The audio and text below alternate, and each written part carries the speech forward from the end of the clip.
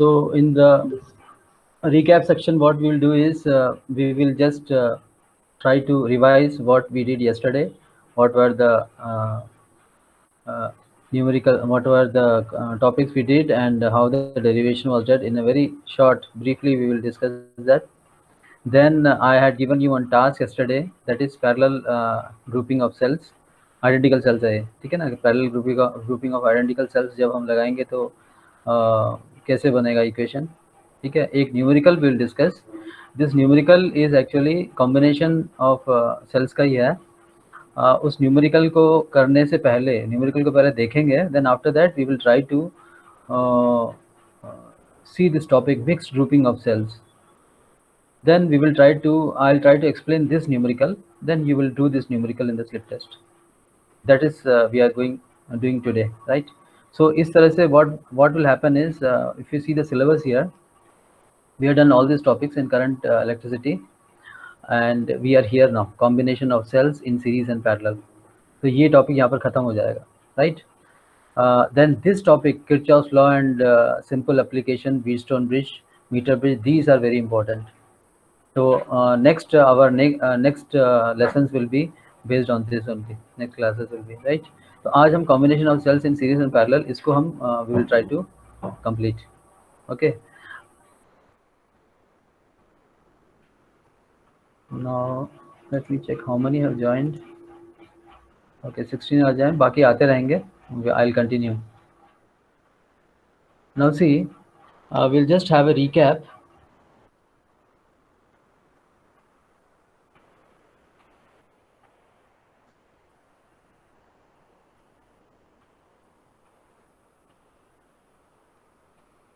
आप अपने साथ आप पेन और पेपर रखना, साथ साथ आप हम करेंगे, right. Keep pen and pencil with you, pen or paper with you, and we will do this, right. So yesterday when we were discussing about these things, we'll have a recap what we did yesterday. We had taken two cells and they were connected in parallel, है ना. Series और already हमने कर लिया था day before yesterday. And two cells, they are not identical here, right. They are not identical. One of the cells EMF was E1 and R1 is internal resistance. Then the second cells ka E2 and R2, right. This is EMF and this is the internal resistance of this cell. Now we are connecting them in parallel. Current idhar se aaya, so yesterday we were discussing current will not be same here. Current will not be same because it is a parallel connection, so current will be dividing itself. So we had represented it as I1 and I2, right. And it is usual, I will be equal to I1 plus I2.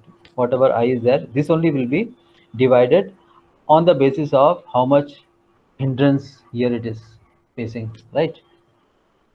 Now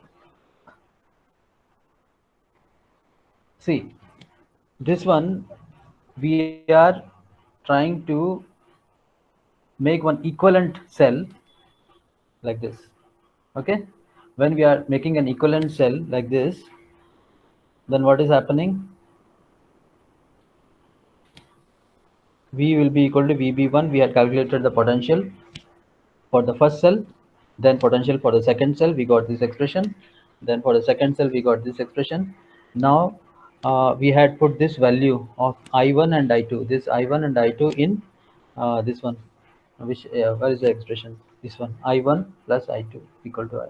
This expression mein you had put the values of I1 and I2, then you had tried to calculate. It came like this. Then it was something like this, na. Then I came, this expression, math is all mathematics. Then after that, at the end, you try to make like this.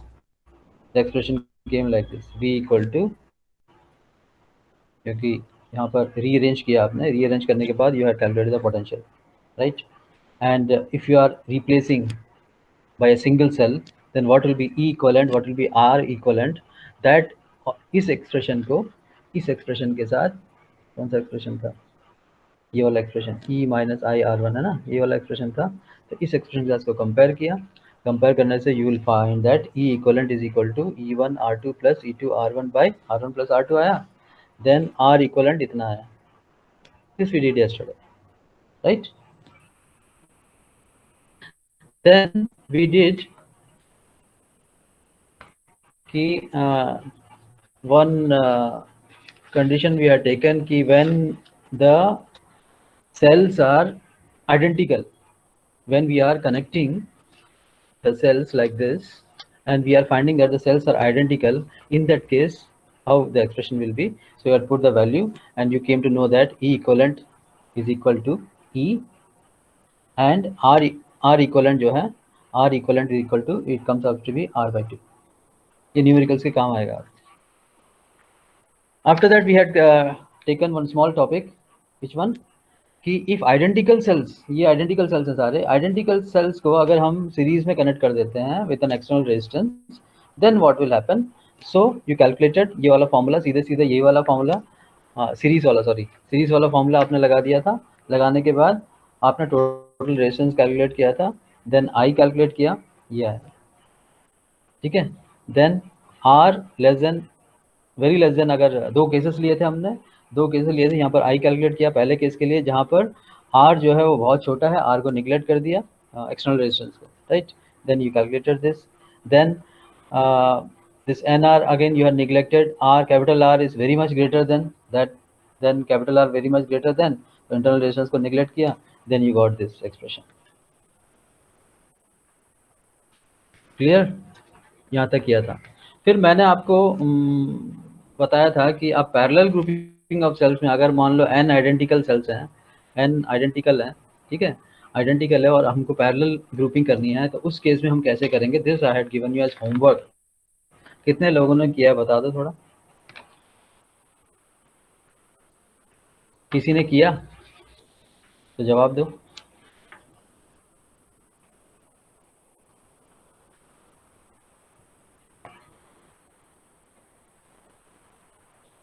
नहीं किया. ठीक है. मेरी आवाज़ सुनाई दे रही है क्या? पहले बताना, कहीं ऐसा ना हो कि मैं बोलता जा रहा हूँ और आपको सुनाई नहीं दे रहा है. Is it like that? Please reply if you can hear me. Yes, sir. Okay. Okay, you can hear. So one important thing here, the conclusion, you have to remember the conclusion. क्या conclusion होगा इस case में? इस case में conclusion ये होगा कि अगर identical cells सीरीज में हैं, अगर identical cells सारे सीरीज में हैं और एक external resistance लगा हुआ है, उस केस में हमारा जो conclusion निकला था on the basis of this और on the basis of this, the conclusion was that in series current drawn is maximum. current drawn maximum कब होगा? If the value of external resistance is very high, value of external resistance, ये वाला value of external is very high as compared to the total internal resistance of the cells. तो total internal resistance of the cell जो है वो बहुत कम होगा और ये external resistance बहुत ज़्यादा होगा. उस केस में the value of मतलब उस केस में current drawn will be maximum. This you have to keep it in mind, क्योंकि आगे हम जब न्यूमेरिकल करेंगे तो इस चीज़ का आपको ध्यान रखना होगा, राइट. अब हम पढ़ते हैं पैरेलल ग्रुपिंग ऑफ सेल्स के लिए. ठीक है. पैरेलल ग्रुपिंग ऑफ सेल्स मैंने बताया था कल आपको, पैरेलल ग्रुपिंग ऑफ सेल्स करना है. आइडेंटिकल सेल्स हैं, ठीक है. आप पेन रखिए अपने साथ, साथ साथ आप करते जाएंगे, राइट. सो 3 केसेस लिए, कई सारे केसेस हैं, ठीक है, कई सारे हैं. इसके साथ मैंने और जुड़े हैं, मतलब एम है टोटल, ठीक है. मतलब 1 2 3 4 5 ऐसे कितने तक है? एम सेल्स को हमने पहला लगा रखा है, ठीक है. सो इसका ईएमएफ कितना है? ई है. इसका इंटरनल रेजिस्टेंस कितना है? आर है. इसका ईएमएफ कितना है? उसका भी ई है क्योंकि आइडेंटिकल है. इसका भी ईएमएफ कितना है? ई है और इंटरनल रेजिस्टेंस आर है, राइट. और एक एक्सटर्नल रेजिस्टेंस यहाँ लगा दिया, ये एक्सटर्नल रेजिस्टेंस लगा दिया, इसको कैपिटल आर ले लेता हूँ. Now if I want to calculate the net resistance, कौन सा इंटरनल रेजिस्टेंस अगर मुझे कैलकुलेट करना है तो वो कैसे कैलकुलेट करूंगा? आपको फॉर्मूला कौन सा लगेगा ये बताओ थोड़ा. Yes, I want to calculate the internal resistance.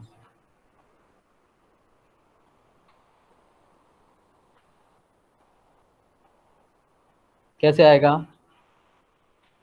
Internal resistance का पैरेलल का फॉर्मूला क्या है? 1/RP, ठीक है, is equal to 1/r plus 1/r plus and कितने टर्म्स हैं, कितने कहाँ तक है ये, m टर्म्स है, m टर्म्स है क्या। इसको सॉल्व करूंगा तो क्या आएगा बताना कोई, इसको सॉल्व करूंगा तो क्या आएगा, rp कितना आ जाएगा।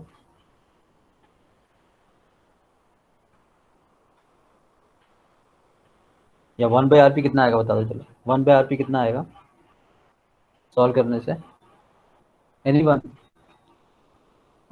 स्पेसिफिकली अगर पूछना है r/m आएगा राइट, क्या आ m by जाएगा r r/m। हाँ rp, अगर 1/rp करेंगे तो r/m आएगा, लेकिन rp डायरेक्ट कैलकुलेट करूंगा तो गलत गलत कर दिया शायद मैंने, है ना, ये गलत किया है, ये m/r आएगा ना, ये सॉरी ये m/r आएगा, ठीक है। और rp जो होगा वो कितना आ जाएगा, r/m आ जाएगा, ठीक है।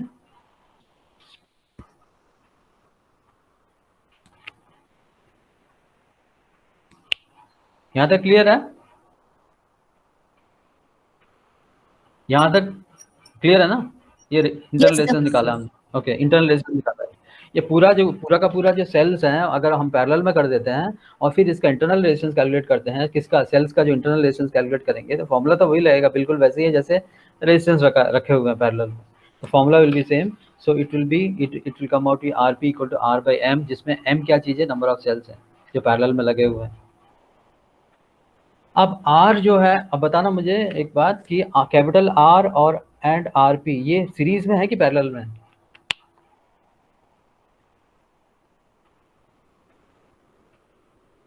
कैपिटल R और RP, are they in series और in they are in parallel to each other.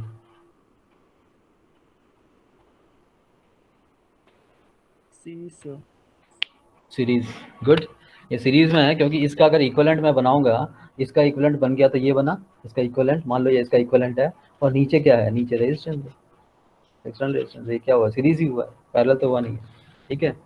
अब इसमें R एंड RP है, दे आर इन सीरीज, तो सीरीज है तो इसलिए टोटल रेजिस्टेंस कितना आ जाएगा, मैं लिखता हूँ यहाँ पर, टोटल रेजिस्टेंस कितना आएगा, total resistance will be equal to capital R plus ये था r/m था, तो कैपिटल R प्लस r/m आएगा।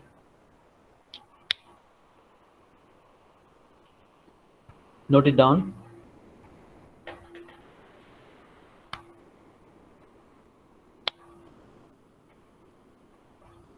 ठीक है, okay. If parallel combination of identical cells, ये parallel combination of identical cells, the effective EMF in the circuit is equal to the EMF due to a single cell, है ना। मान लो मैं इसमें इस केस में पूरा इफेक्टिव ईएमएफ निकालता हूँ इसमें, तो इफेक्टिव ईएमएफ निकालूंगा, करंट तो क्या होता है, करंट तो इसमें डिस्ट्रीब्यूट होता है, लेकिन वोल्टेज क्या होता है, वोल्टेज तो सेम रहता है ना, वोल्टेज तो इसमें सेम रहेगा, तो इसलिए what will happen, the effective EMF in the circuit is equal to the EMF due to a single cell, single cell का जो भी ईएमएफ होगा वही इफेक्टिव ईएमएफ होगा इसका, because in this connection what happens is only the size of the electrode, इसका जो size of the electrodes है ना they increases, और EMF increase नहीं होता। पैरेलल में मान लो हमने पैरेलल में मान लो हमने 10 सेल्स को पैरेलल में ऐसे लगा दिया, तो EMF तो जितना, जैसे EMF मान लो एक का 1.5 वोल्ट है, तो नेट जो निकलेगा ना आपका अगर पैरेलल करेंगे तो 1.5 ही रहेगा। सीरीज में ऐसा नहीं होता, सीरीज में क्या होता है वो एडअप हो जाएगा। सीरीज में जैसे मान लो ये सीरीज में है, सीरीज में एक सेल हुआ दूसरा सेल हुआ, ये सारे क्या हो जाएंगे, एडअप हो जाते हैं। दो सेल्स पेंसिल सेल्स हैं, दो सेल्स टॉर्च में लगाया आपने, एक के पीछे एक लगाया आपने, तो व्हाट हैपेंस, एक के पीछे एक लगाएंगे तो 1.5 प्लस 1.5 थ्रीफोल्ड हो जाएगा, लेकिन यहाँ पर ऐसा नहीं होता पैरेलल में। एक सेल जो ईएमएफ है वही पूरे का पूरे ज्यादा 40 लगा दो तब भी क्या हो जाएगा, लेकिन डिफरेंस किस में आता है, डिफरेंस किस चीज में आता है, तो difference size of the electrodes में आता है, इलेक्ट्रोड का साइज जो है वो बहुत बढ़ जाता है, ईएमएफ नहीं बढ़ता, इस चीज का ध्यान रखना, राइट। अब करंट अगर हम निकालें इसमें, इस केस में करंट अगर हम निकालें, करंट इन द रेजिस्टेंस, तो आई कितना आ जाएगा, आई किसके बराबर आ जाएगा इसमें, tell me, I will be equal to E, मतलब टोटल इफेक्टिव ईएमएफ कितना होगा, क्या ये ओम्स लॉ लगाएंगे तो क्या होता है, V equal to I R होता है ना, तो आई कितना होगा, I equal to V by R होगा। तो वी यहाँ पर क्या है, पोटेंशियल है, तो पोटेंशियल यहाँ पर कितना होगा बताना कोई, इफेक्टिव पोटेंशियल, इफेक्टिव कितना होगा पोटेंशियल पूरा का पूरा सारे सेल्स का, एनीवन? नहीं आया समझ में बात? You to tell me. नहीं आया तो आई रिपीट, नो प्रॉब्लम, क्योंकि जब हम कर रहे हैं तो हम थोड़ा सा ढंग से करते हैं ताकि सबके समझ में आ जाए। चलो रिपीट और कंटिन्यू।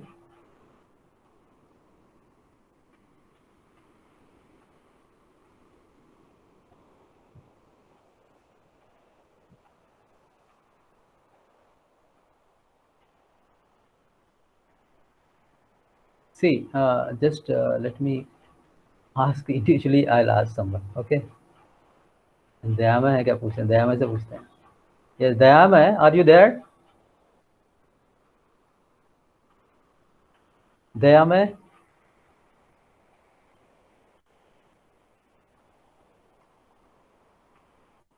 ये नेट कनेक्शन में प्रॉब्लम रहता है यहाँ पर। एक ही सिम से जो है अगर 2-3 चलेंगे, मोबाइल भी चल रहा है and so net is a problem. Okay, निगर, can you tell me what will be the total EMF here? Nigar, are you there?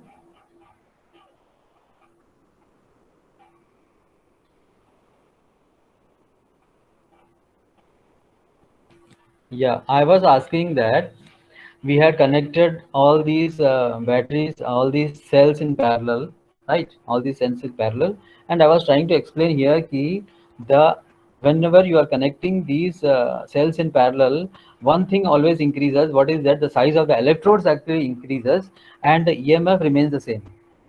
EMF remains the same, क्योंकि उसमें भी आपने देखा होगा जब आपने रेजिस्टेंस पैरेलल में लगाते हुए आपने क्लास 10 में देखा होगा, जब ऐसे दिखा देता हूँ यहाँ पर, या क्लास 10 में आपने देखा था कि ये एक रेजिस्टेंस लगाया, ये एक रेजिस्टेंस लगाया, ये एक रेजिस्टेंस लगाया, ठीक है, और फिर यहाँ पर यहाँ से करंट दिया, करंट आई गया, करंट आई जाने से यहाँ क्या होता है, ये I1 होता है, ये I2 होता है, ये I3 होता है, इधर इस पॉइंट पे आने के बाद डिवाइड हो जाता है करंट 3 पार्ट में। ये डिवाइड किस बेसिस पे होता है, यहाँ पर रेजिस्टेंस कितना है उस बेसिस पे होता है, करंट डिवाइड होता है, ठीक है। जब हम वोल्टेज की बात करते हैं तो वोल्टेज यहाँ पर कितना रहता है, वोल्टेज तो सेम रहता है, इसलिए करंट हमारा ये फॉर्मूला ये आता है, I equal to I1 plus I2 plus I3 आता है, ये I1 plus I2 plus I3 आता है, वोल्टेज तो सेम रहेगा। तो फिर हम फॉर्मूला लगाते हैं क्या, V equal to I R होता है ना, V equal to I R होता है, तो I कितना होता है, V बाई आर होता है, तो हम लिखते हैं इसको V by R1 plus V by R2 plus V by R3, voltage हमारा सेम रहता है, ठीक है ना। तो same thing happens here also, same thing happens here also. Parallel grouping of cells में जब हम निकालते हैं तो पैरेलल ग्रुपिंग ऑफ सेल्स में अगर मुझे इफेक्टिव रेजिस्टेंस निकालना है तो आई जो होगा वो आई किसके बराबर, टोटल रेजिस्टेंस तो इतना हो गया इफेक्टिव, तो आई जब निकालूंगा तो आई क्या होता है, वी बाई आर होता है ना, तो वी बाई आर में वी क्या लेंगे हम, ये पूछ रहा था मैं, वी क्या लेंगे, एम इंटू ई लेंगे या ई लेंगे, ये बताओ। एम इंटू ई। एम इंटू ई क्यों लेंगे,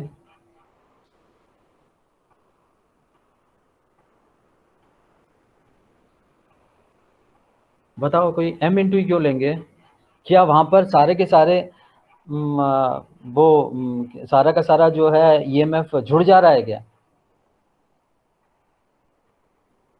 तो इसी के लिए अगर आप एम इंटू ई ले रहे हो तो कॉन्सेप्ट थोड़ा क्लियर नहीं है, मैं समझाने की कोशिश करता हूँ, फिर से यही समझाता हूँ। देखो जैसे इस तरह का सर्किट है, यहाँ पर एक रेजिस्टेंस है, यहाँ पर एक रेजिस्टेंस है, यहाँ पर एक रेजिस्टेंस है, और यहाँ पर आई मैं ले रहा हूँ, यहाँ पर आई करंट जा रहा है, तो आई करंट जा रहा है, तो यहाँ पर क्योंकि पैरेलल है इसलिए डिवाइड हो जा रहा है, करंट डिवाइड हो जाए, पैरेलल में क्या होता है, करंट जो है डिस्ट्रीब्यूट हो जाता है डिफरेंट डिफरेंट में, तो डिस्ट्रीब्यूट हो गया।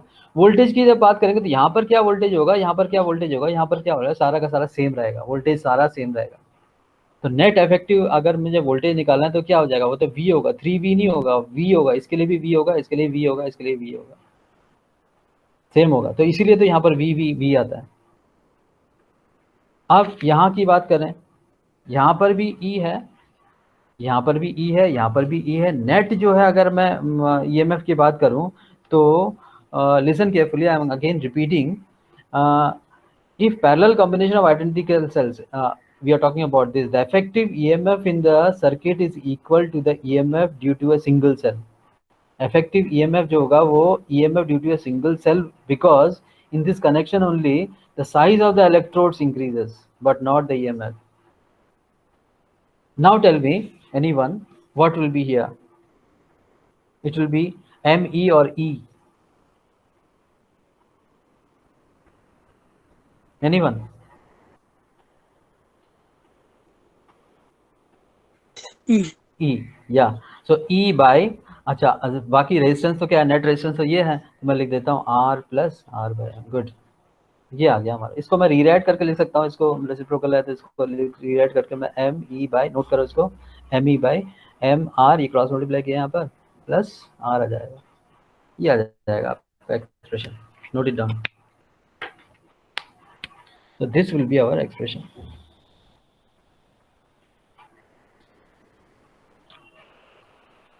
आगे बढ़ते हैं, ठीक है, टाइम नहीं है क्योंकि हमको न्यूमेरिकल भी एक सॉल्व करना था।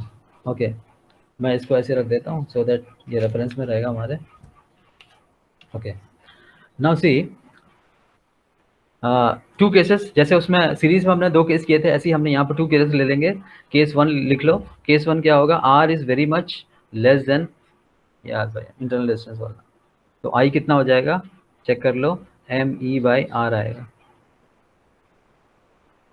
So what can I conclude here? I can conclude here that the current in the external resistance is M times the current due to a single cell.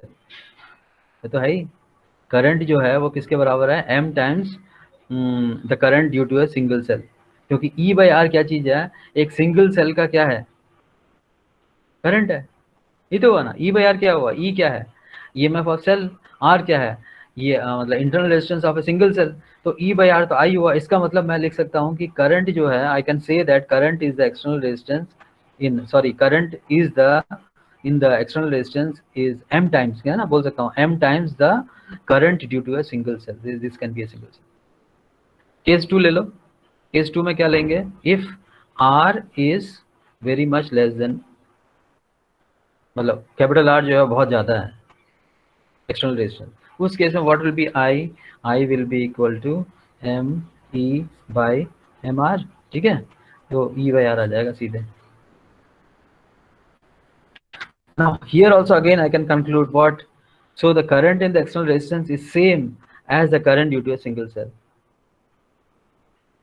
है ना, करंट इस केस में भी, so current in the external resistance is same as current due to a single cell. Now what can I conclude here, if I am connecting this important, it's important conclusion आप लिखो इसमें। conclude क्या किया हमने, conclude हमने ये किया कि from parallel combination of cells current drawn is maximum if the external resistance is very low. I can write here, okay, you also write please, from, I'm writing here, from parallel combination of cells current drawn is maximum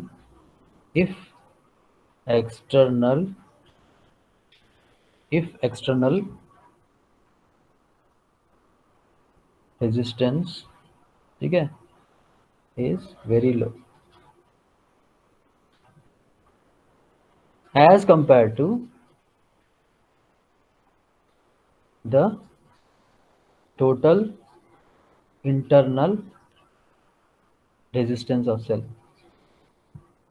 ये समझ में आएगा, समझ में नहीं आएगा कोई बात नहीं, whatever, whenever I'm dictating you just try to write.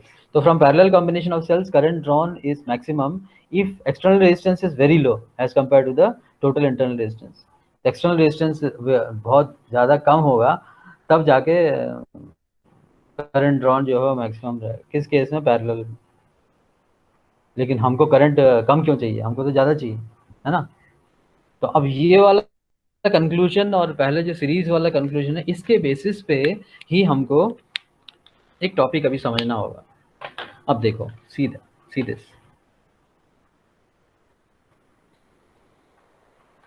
Note down this question all of you. 45 cells को कंटिन्यूसली आप जोड़ोगे, इंटरनल रेजिस्टेंस को निकालोगे तो अराउंड कितना आएगा, 18 ओम्स के करीब आएगा। तो 18 ओम्स वहां आया और यहाँ पर 2 ओम तो इसका एक्सटर्नल रेजिस्टेंस है, तो होगा ही नहीं वो करंट। तो क्वेश्चन ये पूछ रहा है कि what will be the best mode of grouping then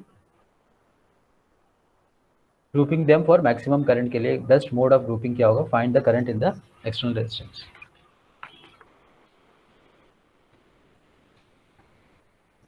note कर लिया सबने? यस बोलो तो मैं आगे बढ़ूंगा।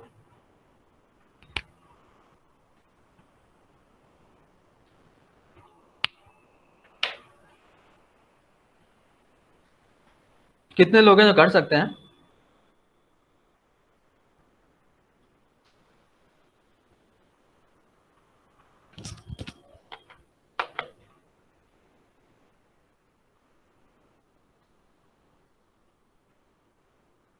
यस, कितने लोग हैं जो कर सकते हैं?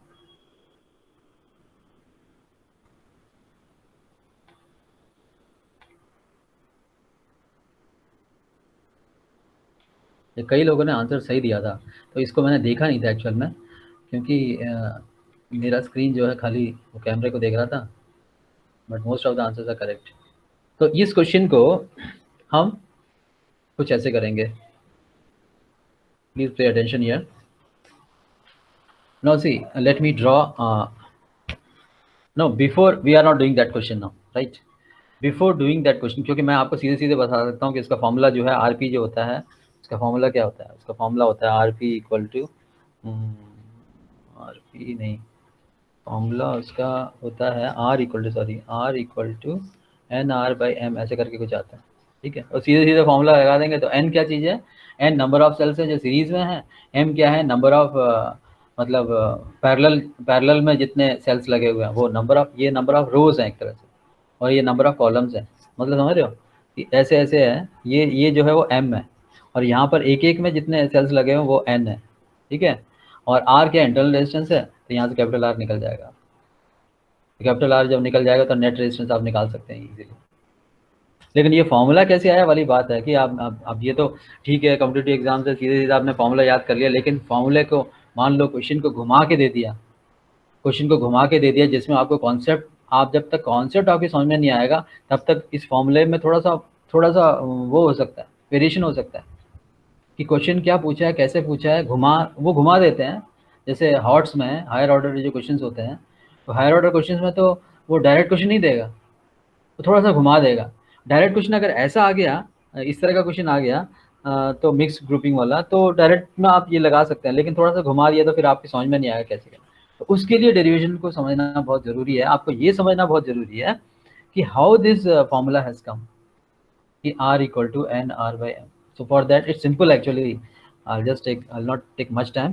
Just see carefully. हम हमारा टॉपिक क्या होगा? Mixed grouping. Write down mixed grouping of cells. Mixed grouping कैसे है? मिक्स्ड ग्रुपिंग इसलिए क्योंकि यहाँ पर सीरीज में भी है, पैरेलल में भी है। जो earlier what we had discussed is we had kept the cells in series, then we had kept the cells in parallel. Now we had not kept the some cells in series and some in parallel, ऐसे नहीं रखा हमने। तो अभी हम mix grouping कर रहे हैं। तो मिक्स ग्रुपिंग कैसे होगा? बिल्कुल ऐसे होगा, जैसे ये एक सेल हो गया, ऐसे कई सारे सेल्स हैं, ठीक है? ऐसे कई सारे सेल्स हैं जो यहाँ पर n तक जा रहे हैं, ठीक है? ये हो गया एक, ऐसे ही दूसरा हो गया, ये दूसरा हो गया, ये तीसरा हो गया, और तीसरा मतलब तीसरा नहीं है ये, मतलब तीसरे लाइन पे है, ऐसे चौथा लाइन होगा, पांचवा लाइन होगा, ऐसे कई सारे लाइन होगा। कितने लाइन है टोटल? m है, और यहाँ पर कितने सेल्स हैं? n है, ठीक है? इनको जोड़ दिया, इनको जोड़ दिया और और एक एक्सटर्नल रेजिस्टेंस लगा दिया, ये एक्सटर्नल रेजिस्टेंस हो गया। ये टर्म पॉइंट ए और पॉइंट बी मान लेना इसको, समझ गए? यहाँ पर लिख दे रहा हूँ मैं, ये n है, ये n नंबर ऑफ सेल्स यहाँ पर है, और ये यहाँ पर जो है इसको और आगे बढ़ा दो तो ये m है, ठीक है? अब आपको बताना होगा, थोड़ा सा एक्टिव रहना होगा, ठीक है? यहाँ तक ये यहाँ तक ये समझ में आ गया? समझ में आ गया। हमने सीरीज भी पढ़ा है, हमने पैरेलल भी पढ़ा है, राइट? अब ईच रो में, अब आप बताओगे मुझे इन ईच रो, नोट भी करते जाना, इन ईच रो जो होगा टोटल इंटरनल रेजिस्टेंस बताओ कितना है, टोटल इंटरनल रेजिस्टेंस कितना होगा बताओ, टोटल इंटरनल रेजिस्टेंस कितना होगा एक रो में, ये वाले रो में कितना होगा टोटल इंटरनल रेजिस्टेंस,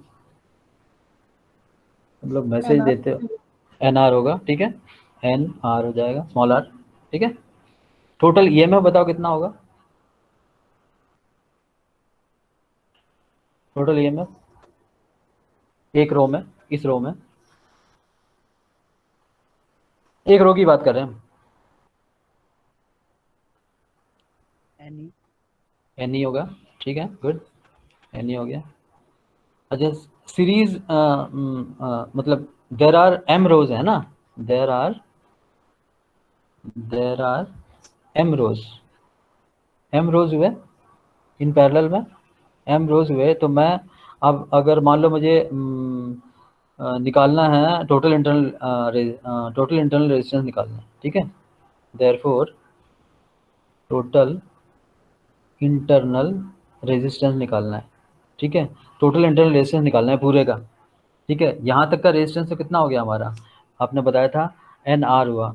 अब यहाँ पर भी टोटल इंटरनल रेजिस्टेंस अगर मैं निकालूंगा तो 1/RP कितना हो जाएगा बताओ, तो 1/RP कितना होगा,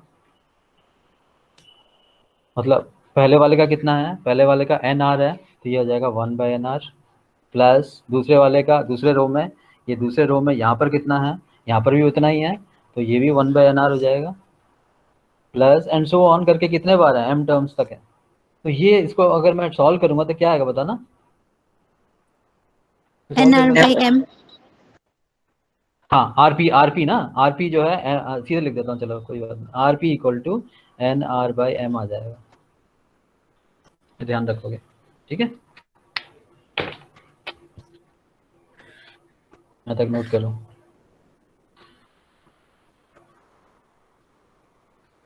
अब मुझे कोई बताओ कि टोटल रेजिस्टेंस ऑफ सर्किट कितना होगा, टोटल रेजिस्टेंस ऑफ सर्किट बताओ कितना होगा, टोटल रेजिस्टेंस कितना हो जाएगा, R plus NR by M। Yes, R plus NR/M हो जाएगा, ठीक है, ये total resistance of the circuit होगा।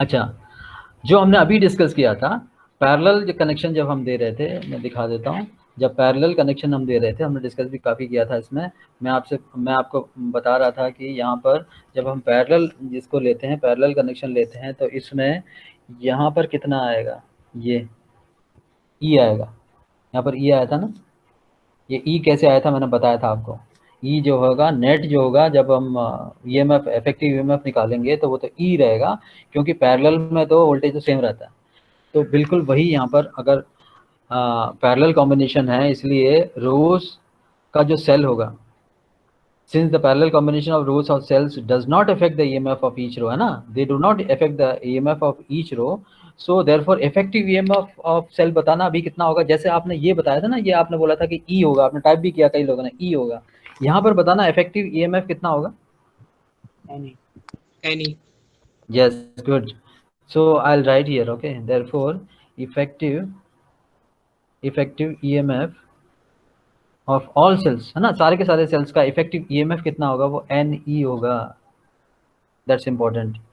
अब current in the external resistance कितना है, आर है, अब आई अगर हम निकालेंगे, कीपिंग लाइक दिस राइट, अगर हम आई निकालेंगे, अब हमको मान लो आई निकालना है, इफेक्टिव रेजिस्टेंस एक्सटर्नल रेजिस्टेंस हमारा कैपिटल आर है, अगर हम आई निकालेंगे तो आई क्या होगा, इफेक्टिव, है ना, effective EMF by total resistance, ठीक है, इफेक्टिव ईएमएफ कितना है, एन ई है, अभी बताया आपने, और टोटल रेजिस्टेंस कितना है, टोटल रेजिस्टेंस कितना बताया था आपने, आर प्लस ये वाला, है ना, ये वाला, ये आर प्लस NR/M,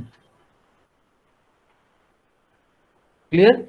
इसको रीराइट अगर हम करेंगे तो आई को मैं कैसे लिख सकता हूँ, अगर रीराइट मैं करता हूँ तो मैं लिख सकता हूँ एम एन, थोड़ा नीचे आ गया, MNE, नोट करो इसको, MNE बाय, इसको रीराइट करूँगा तो क्रॉस मल्टीप्लाई करके तो ये आ जाएगा MR प्लस NR आएगा। Note it down, very important expression.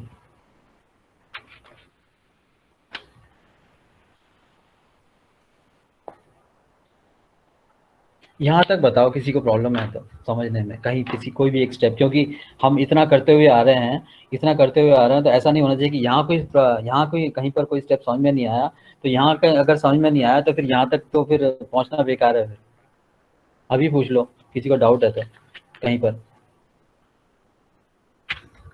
मेरा पेन कहाँ गया?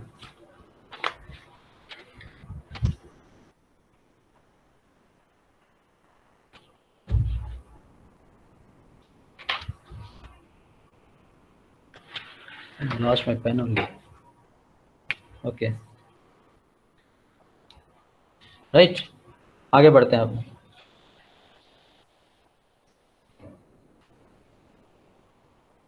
इसमें इस एक्सप्रेशन में मैथ्स की बात है, अभी मैथ्स की बात करते हैं।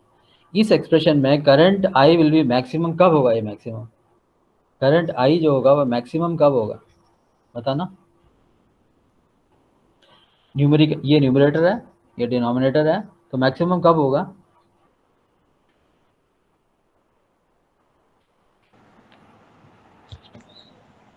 me/2r। मैक्सिमम तब होगा जब ये न्यूमरेटर जो होगा ना ये मिनिमम होगा, इसको मिनिमम होना पड़ेगा ना, ये पूरा का पूरा ये टर्म जो होगा ये अगर मिनिमम होगा तब करंट यहाँ मैक्सिमम होगा, सीधी सी बात है। So I can write this will be maximum if MR plus NR is minimum, I can write like this, है ना। सो दैट इज, अगर मैं इसको ऐसे लिखूँ, इसको किसको, इसको MR प्लस NR को, ध्यान देना, root over MR whole square plus root over NR, है ना, स्मॉल आर आएगा का whole square, NR small R है ना, का whole square -2 root over MNR का स्मॉल आर। ऐसे लिख सकता हूँ क्या? इसको ऐसे लिख सकता हूँ क्या?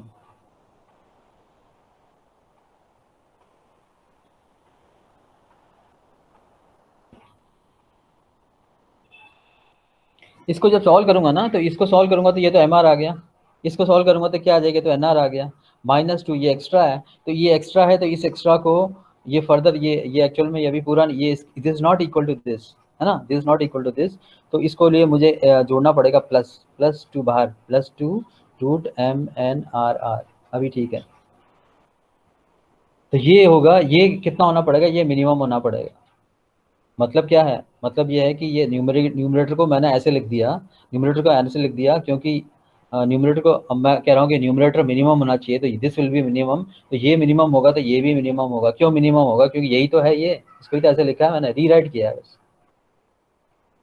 रीराइट करने का पर्पस है, आगे पता चल जाएगा आपको क्यों रीराइट किया, नहीं पूछ सकते आप अभी, क्योंकि रीराइट हमने इसलिए किया क्योंकि रीराइट का एक पर्पस है कि आगे हम जाके प्रूव करेंगे वो एक्सप्रेशन को।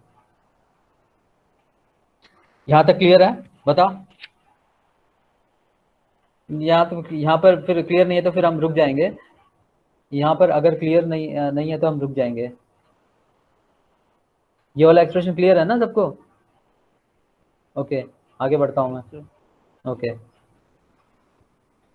अब देखो ये मिनिमम हुआ, इसको मैं अगेन रीराइट करके ऐसे लिख सकता हूँ, देखो root MR minus root NR का होल स्क्वायर, का होल स्क्वायर करेंगे तो क्या आएगा, होल स्क्वायर करेंगे तो ये आएगा, मेरे ख्याल से यही आएगा, ये आएगा +2 जो बाहर वाला लिख दिया, +2 MNRR। बताओ ये भी क्या होगा, ये भी मिनिमम होगा। मतलब ये पूरे को मैं ऐसे ले सकता हूँ, क्यों, दिस A² + B² -2AB है ना, ये तो है, A² + B² -2AB क्या होता है, A - B का होल स्क्वायर, ये A - B का होल स्क्वायर हो गया, प्लस इसको ये क्यों लिखा है, ये इसको इक्वेट करने के लिए लिखा है, इसके जैसे बनाने के लिए, तो प्लस ये कर दिया। ठीक है यहाँ तक? Now this will be so because see here, if यहाँ पर root MR minus root N R को अगर सॉरी एन स्मॉल आर है को मैं अगर 0 मानूं, मिनिमम होने के लिए ये 0 होना पड़ेगा ना। आप देख लेना, इसका वैल्यू पुट कर देना, ए माइनस बी का होल स्क्वायर अगर करेंगे, ये मिनिमम, ये वैल्यू मिनिमम कब होगी, ये मिनिमम तब मिनिमम होगी जब ये वाला टर्म जो होगा वो 0 होगा। तो ये वाला टर्म को 0 करने के लिए मैं ऐसे लिख सकता हूँ, root M R minus root N R equal to 0। तो मैं लिख सकता हूँ root M R equal to root N R, ठीक है, पूरा का पूरा रूट है रूट एन आर। तो रूट का स्क्वायर रूट कर दो दोनों तरफ, तो क्या आ जाएगा, M R equal to N R आ जाएगा। तो आर कैपिटल आर कितना आ जाएगा, एन आर बाई एम, ये है।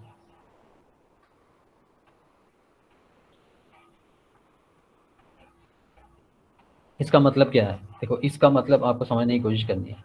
यहाँ पर this is the external resistance, ये एक्सटर्नल रेजिस्टेंस जो होगा, मैक्सिमम करंट की बात कर रहे हैं हम। मैक्सिमम करंट हमको कब मिल सकता है, क्योंकि अल्टीमेटली हम करने की क्या कोशिश कर रहे हैं, हम इस एक्सप्रेशन में हम ये बताने की कोशिश कर रहे हैं कि this when I will be maximum, I will be maximum when this part is minimum, है ना। ये आई will be maximum when this part is minimum. तो दिस पार्ट इज मिनिमम को मैंने कैसे लिख दिया, मैंने ऐसे लिख दिया, क्या लिख दिया कि R capital R equal to N R by M, ऐसे सॉल्व करके। So the external resistance is equal to what? The external resistance is the internal resistance of all the cells. Total internal resistance of all the cells के बराबर होगा external resistance. And this is the mixed grouping of cells. Current drawn is maximum if the value of external resistance is equal to the total internal resistance of all the cells. Mixed grouping में हमको ये ध्यान रखना है कि this is the mixed grouping of cells. Current drawn is maximum कब होगा, if the value of external resistance, ये value of external resistance is equal to the total internal resistance of all the cells. Total resistance, internal resistance of all the cells के बराबर अगर हम करेंगे तब जाके ये मैक्सिमम करंट हमको मिलेगा। तो फॉर्मूला हमारा कौन सा हो गया, फॉर्मूला हमारा हो गया R equal to N R by M हो गया, जिसमें मैक्सिमम, जिसमें एन आर, एन क्या है, एन क्या चीज है, कोई बताना एन क्या चीज है। यस, टाइम हो गया मेरा लगभग। एन क्या चीज है बताओ। Number of cells. Cells, number of cells तो नहीं, टोटल नंबर ऑफ सेल्स है क्या, नंबर ऑफ सेल्स एक रो में है ना। एम क्या चीज है, number of columns, number of columns, number of column मतलब ये अगर हम ऐसे करें तो ये हो गया, ये कितने हैं, ऐसे कितने हैं, ये एन है, और ऐसे कितने हैं, ऐसे ऐसे ये एम है, ठीक है, कॉलम्स, ठीक है। तो ये हो गया आपका फॉर्मूला। अब आते हैं हम अपने क्वेश्चन में। अब ये क्वेश्चन है आपका, 45 cells each of internal resistance 0.4 ohm and EMF 2 volt are used to send current through an external circuit of resistance 2 ohm है, what will be the best mode of grouping them for maximum current। जल्दी से निकालो इसको copy में, solve करो और मुझे answer बताओ कितना आता है, और बताना कि एक रो में कितने सेल्स होंगे और एक कॉलम में कितने कितने कॉलम्स होंगे, कितने कॉलम्स होंगे और एक रो में कितने सेल्स होंगे। टोटल सेल्स कितने हैं, 45 है।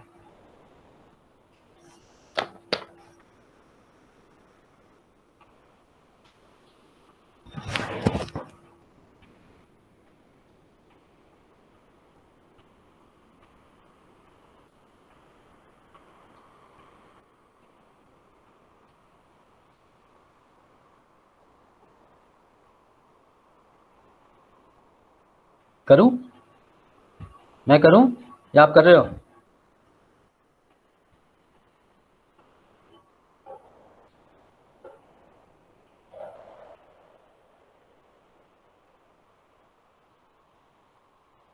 जल्दी से 5 minute, I take just 5 minutes, जल्दी से हम कर देते हैं। ओके, जिन लोगों का कर रखा है ठीक है, आंसर निकालने की कोशिश करो, और जिन लोगों को नहीं कर पा रहे हैं तो I am just writing here how to do that. आपको बताना होगा साथ साथ, मुझे बताना कि स्मॉल आर कितना है, पहले गिवन आता है ना, given you should write the given part. The given small R equal to how much, anyone? 0.4 ohms है। और ई कितना है? 2. 2.0 है, मतलब 2 है, 2 वोल्ट है। आर, कैपिटल आर कितना है? 2 ohms है, राइट। ये हो गया, ये गिवन है। हम निकालना है, जो निकालना है हमको मैक्सिमम करंट, है ना। For maximum current the cells are to be connected mix grouping में तो होना ही है, क्योंकि मैंने बताया था, समझाया था आपको कि सीरीज में सारे नहीं कर सकते, पैरेलल में सारे नहीं कर सकते। पैरेलल में करोगे तो इलेक्ट्रोड का साइज बहुत ज़्यादा होगा, मैक्सिमम करंट नहीं मिलेगा आपको दोनों केस में। अगर सबको सीरीज में कर दिया, सबको पैरेलल, तो कॉम्बिनेशन जरूर होगा यहाँ पर। तो कॉम्बिनेशन के लिए आपको कॉम्बिनेशन में कितने रोज होंगे, कितने कॉलम्स होंगे, लेकिन इतना तो पता है आपको कि हमने मान लो n जो है हमारे सेल्स हैं, एक रो में n सेल्स हैं, और टोटल जो टोटल रोज, सॉरी कैसे बोलेंगे इसको, n सेल्स जो हैं एक रो में है, और टोटल रोज कितना है, टोटल रोज m है हमारे। तो n इंटू m कितना आएगा?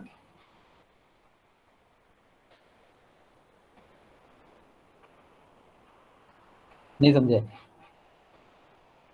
एक रो में n सेल्स हैं, और टोटल ऐसे ऐसे रोज जो है ना, n रोज कितने हैं, m है। तो n इंटू m कितना आएगा? Sir 5.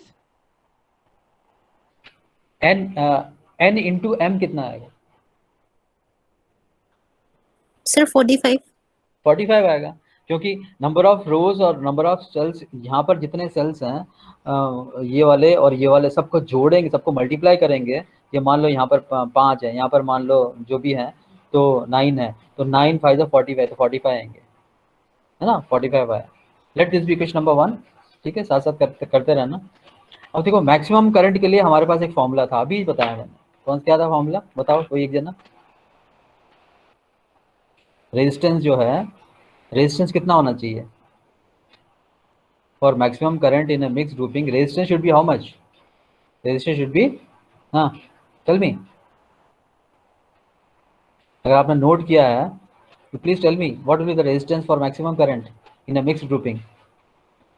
N small r by m. Yes good, n small r by m। Let this be equation number, ये 2 हो गया हमारा, ठीक है। इन दोनों को सॉल्व करो और n और m निकालो जरा। आपके पास दो इक्वेशन अभी, n into M 45, r equal to N R by M है। r आपकी r दिया हुआ है, कितना दिया हुआ है, 2, r दिया हुआ है 2, ठीक है ना। तो हम लिख सकते हैं यहाँ पर 2 equal to N R by M. r हमको नहीं पता, सॉरी स्मॉल r भी हमको पता है। स्मॉल r कितना है, 0.4 ओम है। स्मॉल r हमको पता है, n नहीं पता और m पता नहीं है। यहाँ भी n नहीं पता, m पता है, लेकिन 45 हमको पता है। अब दो इक्वेशन है, दो वेरिएबल्स हैं, तो आपको मैथमेटिक्स थोड़ा लगाना है, और मुझे बस बताओ कि m n की वैल्यू कितनी होगी और m की वैल्यू कितनी होगी, जल्दी से बताओ।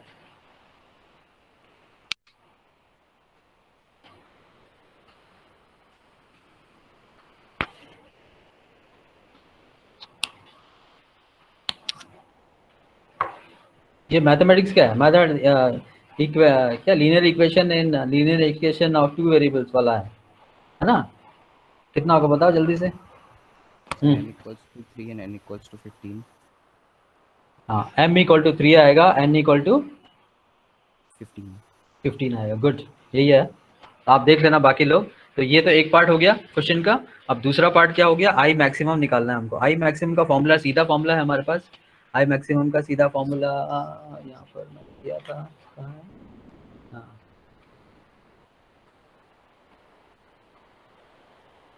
ये रहा, ये वाला, जस्ट ये वाला फॉर्मूला था ना, ये हम सॉल्व कर रहे थे। तो आई मैक्सिमम निकाला था मैंने। ये आई मैक्सिमम का सीधा सीधा फॉर्मूला ये आ जाएगा। तो इसको मैं इसमें वैल्यू पुट करूँगा तो कितना आएगा, ये फॉर्मूला लिख देता हूँ मैं, ठीक है। एम एन ई निकालो बाकी लोग, M R plus N R. तो इसको सॉल्व करेंगे तो आपका आएगा, तो ये m कितना है, m इंटू एन कितना है, 45 है, इंटू 2 है, ये 2 है ना, बाई एम आर कितना हुआ, 3 इंटू 2 हुआ, प्लस 15 इंटू 0.4 हुआ। तो दैट इज इक्वल टू कितना आएगा बताओ। सर 7.5. 7.5 एम्पियर्स आएगा, that's the correct answer, good. Who was that, tell me. Sir Nigar Sultana. अच्छा, I have doubt, you tell me, I have to मतलब प्रोनाउंस एट निगर और Nigar? Sir Nigar Sultana. Okay, Nigar, good, very good. Okay, then this numerical you see, check nicely once again. I think I had recorded also, मैं पहली बार record कर रहा हूँ, पता नहीं ये रिकॉर्ड हुआ कि नहीं हुआ। इसको मैं यूट्यूब में भी डाल दूंगा, अगर किसी को डाउट है तो डेरिवेशन वहाँ से देख लेगा अभी, क्योंकि इसका डेरिवेशन मेरे पास कहीं है नहीं, अब लिखना टाइप वाइप करना बहुत टाइम लगेगा, right. Okay then bye, take care. And assignment आज हम नहीं दे रहे हैं, इसी डेरिवेशन को अपनी कॉपी में लिख देना, that will be the assignment, right. Take care, bye. You can leave the class now.